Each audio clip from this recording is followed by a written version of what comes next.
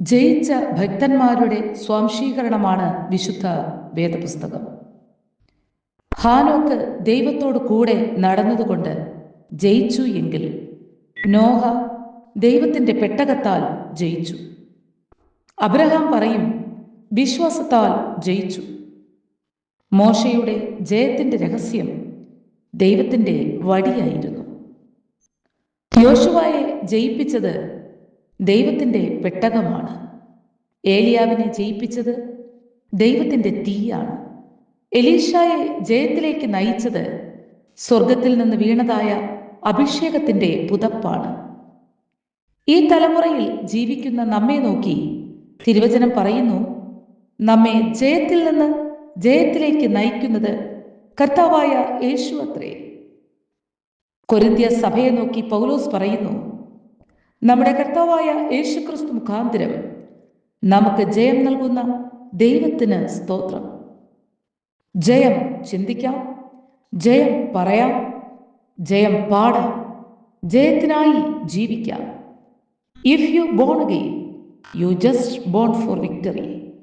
നിങ്ങൾ വീണ്ടും ജനനം പ്രാപിച്ചിരിക്കുന്നു എങ്കിൽ ജയിപ്പാനായി നിങ്ങൾ ജീവിക്കുന്നു. ജയിക്കുന്ന ദൈവപൈതലിൻ്റെ രഹസ്യങ്ങൾ എന്തൊക്കെയാണ്? ആത്മീയ ജീവിതം ജയത്തിൻ്റെ ജീവിതമെങ്കിൽ ആ ജയത്തിൻ്റെ ലക്ഷണങ്ങൾ എന്തൊക്കെയാണ്? വെളിപ്പാട് പുസ്തകം നിങ്ങൾ വായിക്കുമ്പോൾ 7 സഭകളെക്കുറിച്ച് ദൂത് പറയുന്ന സമയത്ത് ആവർത്തിച്ച് പരിശുദ്ധാത്മാവ് സഭയെ നോക്കി പറയുന്നു, ജയിക്കുന്നവൻ, ജയിക്കുന്നവൻ, ജയിക്കുന്നവൻ. സഹോദരങ്ങളെ, എൻ്റെ കയ്യിലിരിക്കുന്ന വിശുദ്ധ വചനം നിങ്ങളുടെ ജയത്തിൻ്റെ പുസ്തകമാണ്. ആര് ഈ തിരുവചനത്തെ ഉയർത്തിയോ അവരുടെ ജീവിതത്തിൽ ദൈവത്തിൻ്റെ കൃപയാൽ ദൈവം ജയത്തെ പ്രദാനം ചെയ്യുന്നു.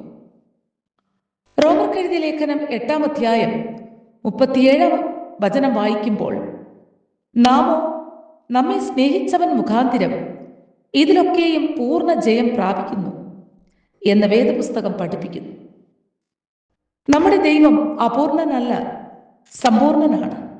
അതുകൊണ്ട് ദൈവം നൽകുന്നതായ ജയവും പൂർണ്ണമാണ്. ആത്മാവില്, പ്രാണനില്, ശരീരത്തില്, ഭൗതിക മണ്ഡലങ്ങളില്, ഏത് മേഖലകളിൽ തിരിഞ്ഞു നോക്കിയാലും ദൈവത്തിൻ്റെ കൃപയാൽ ജയമാണ് ദൈവം നിങ്ങൾക്ക് നൽകുന്നത്. പണ്ട് കവി പറഞ്ഞു, എവിടെ തിരിഞ്ഞങ്ങ് നോക്കിയാലും അവിടെല്ലാം പൂത്ത മരങ്ങൾ മാത്രം എന്ന് പറയുന്നത് പോലെ യേശുവിൻ്റെ രക്തത്താൽ വീണ്ടെടുക്കപ്പെട്ട ആത്മാവിനെ അനുസരിച്ച് ജീവിക്കുന്ന ദൈവപൈതലിൻ്റെ ജീവിതത്തിൽ എവിടെ തിരിഞ്ഞു നോക്കിയാലും അവിടെ ജയം മാത്രമാണ്.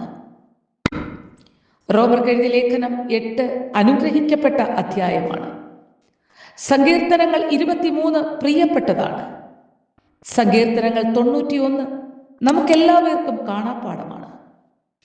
അതുപോലെ പുതിയ നിയമത്തിൽ ഹൃദയത്തിൽ സംഗ്രഹിക്കുവാൻ പറ്റുന്ന അധ്യായമാണ് റോമർക്കെഴുതിയ ലേഖനം 8. വിലയേറിയ ആത്മീയ വെളിപ്പാടുകളെ കല്ലുകളെടുത്ത് ഒരു മാലയിൽ കോർത്തിണക്കുന്നത് പോലെ ജയകരമായ ക്രിസ്തീയ ജീവിതത്തിൻ്റെ വെളിപ്പാടുകളെ കോർത്തിണക്കുന്ന അനുഗ്രഹിക്കപ്പെട്ട അധ്യായമാണ്. അതിൽ ജയത്തിനായുള്ള 7 പ്രധാനപ്പെട്ട കാര്യങ്ങൾ പറയുന്നുണ്ട്. അതുകൊണ്ട് പ്രിയ സഹോദരങ്ങളെ, ഇന്ന് നാം വചനം വായിക്കണം.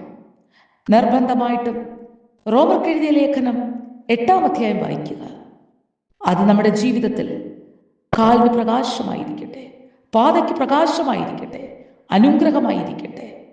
നമ്മുടെ ജീവിതം അനുഗ്രഹത്തിൽ നിന്ന്, വിജയത്തിൽ നിന്ന് വിജയമായി തീരട്ടെ. Have A blessed day.